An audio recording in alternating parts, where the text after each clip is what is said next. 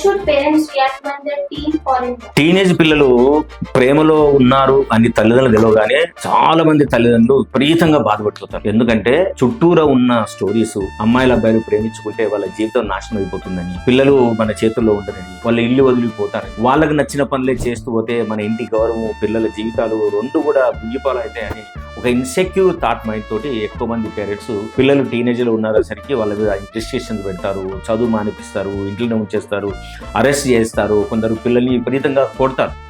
ఇవన్నీ ఏం రిజల్ట్స్ ఇస్తాయి?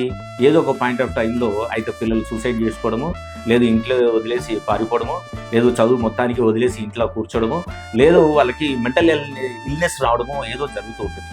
వీటన్నిటికీ భిన్నంగా ప్రేమించుకుంటున్నారని పిల్లలు తెలిసిన తర్వాత తల్లిదండ్రులు ఈ దండోపాయాల నుంచి బయటకు వచ్చి దయచేసి you meters or meet a qualified professional who can make the child to understand that what is the age you are going through, how you need to understand your life and what is emotional intelligence అనే వాటి గురించి ఒక training ప్రోగ్రాంలో కనుక వాళ్ళని పెడితే వాళ్ళు తప్పకుండా వాళ్ళకున్న ఆలోచన విధానం వాళ్ళ జీవితానికి ప్రోగ్రెస్కి ఉపయోగపడదు.